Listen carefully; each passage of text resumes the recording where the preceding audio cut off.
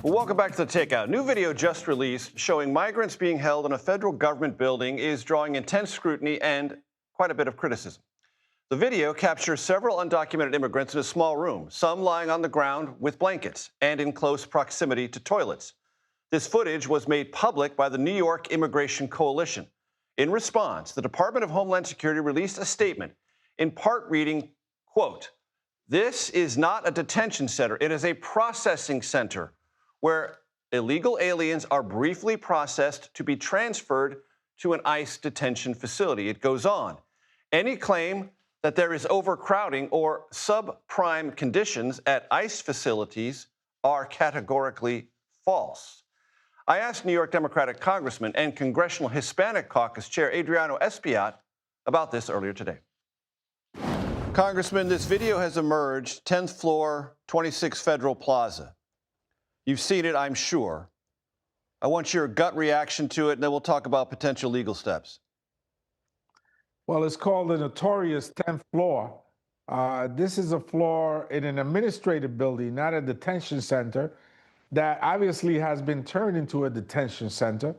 It looks like they're holding over 30 men there with one common toilet, very bad conditions, no shower, and they're held there for extended periods of days. So this is concerning because this is not a detention center, and I believe they're violating codes and rules. And so we want access to the 10th floor, the notorious 10th floor, and we have been denied access, although the Constitution clearly gives us the right to have oversight over any ICE or DHS facility. Will you sue the administration over this? We're taking a look at potential legal action, but in addition to that, we'll continue to go back. This time we were actually able to get, last time we were actually able to get to the 10th floor. We weren't able to enter the notorious 10th floor area where people are being detained. But we'll continue to go back until we have a clear view of what's happening there. And the video clearly shows the kinds of human violations that are going on there. The administration has been asked about this particular place before and has said emphatically, no one is being detained there. It is a transition facility, and it is carrying out ICE enforcement procedures in accordance with the law. How do you evaluate those previous statements? Well, I hate to think that the law allows for people to sleep on the floor, to have 30 men in one area with one toilet, no showers, and are there some of them allegedly for over a week. So anytime anybody's held for over 24 hours, that automatically makes it a detention center. And as such, we should have not only access to it, but they should be running it in accordance to the law. Congressman, how do you evaluate the administration's contention that in New York City and other jurisdictions in this country, it is only, that is to say ICE, only holding and deporting those who represent national security or public safety threats? Totally false. I've been to detention centers in other places in the tri-state area, and what I ran into over there are moms and dads, people that were going to work. For the most part, over 70% of the people that are there have not committed any kind of infraction or crime. They're people that are working and are actually contributing to our economies. So by holding them there and deporting them, we're dividing and fracturing families. We're making them weaker, and as such, we're making our nation weaker.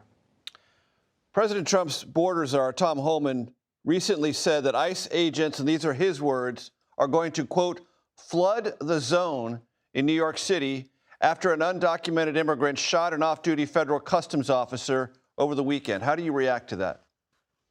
Look, if anybody commits a crime like this person did, we feel very strongly that they should be held to the law, to the letter of the law, and if found guilty, they should be sent back to where they came from.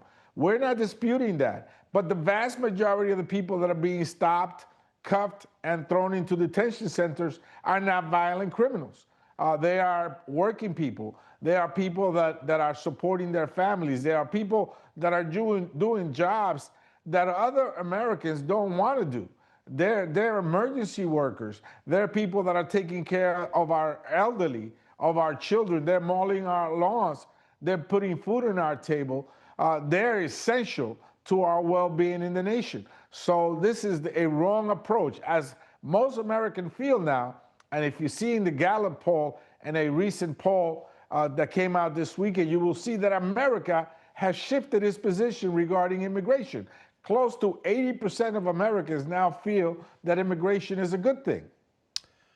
Mayor Eric Adams, who you endorsed in 2021, said he welcomes more ICE officers in New York City for these enforcements. Are you now estranged from Mayor Adams on this point? I believe, and I disagree with Mayor Adams on this issue. He knows that. I think a mayor of any city should be beholden to the people that he serves, not to the President of the United States. And in this case, New York City being a city of immigrants and has many neighborhoods that are ethnic enclaves for people coming from all over the world. Just my district, you have people from Senegal, from Mexico, from Vietnam, from the Dominican Republic. You have Puerto Ricans, you have Africans, West Africans, you have Albanians. You have people from all over the world. And that's what makes New York City the city that it is. And to unleash ICE on them, to indiscriminately stop innocent people that are just going to work to make ends meet for their family, I think is a travesty of justice. Staying on the mayor's race, in the primary you endorsed Andrew Cuomo. You have since switched to Zoran Mamdani. Why? Because he's the Democrat.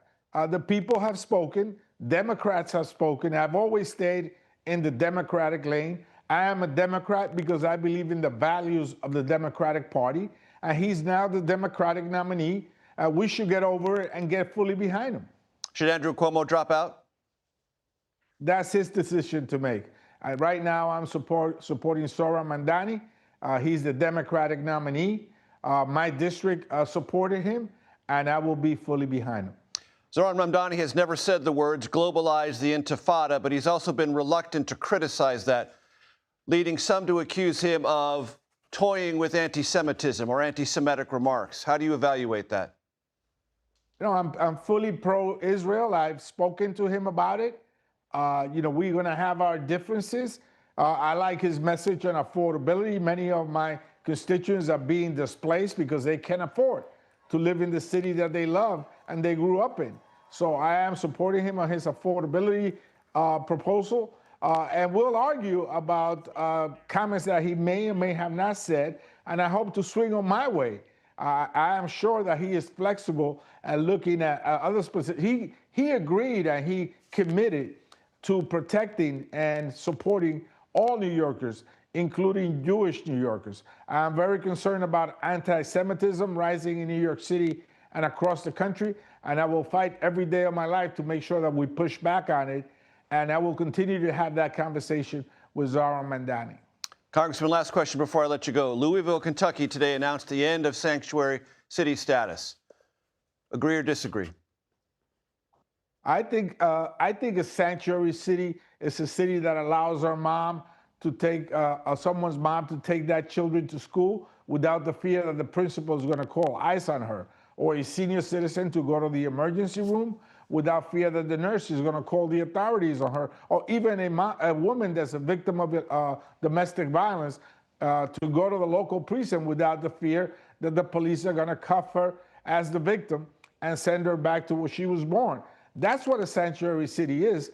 It provides some level of help to the neediest. It's not a city that harbors or provides custody and protection to hardened criminals. That's totally false and a fabrication. A sanctuary city is a city that helps the neediest among us. And I think it was a mistake for Louisville, Kentucky to do that. Congressman Adriano Espaillat, I appreciate the time, sir. Thanks very much. By the way, I think that Muhammad Ali must be turning on his grave because of that. Congressman, I appreciate your time very much. Thanks so much. Thank you.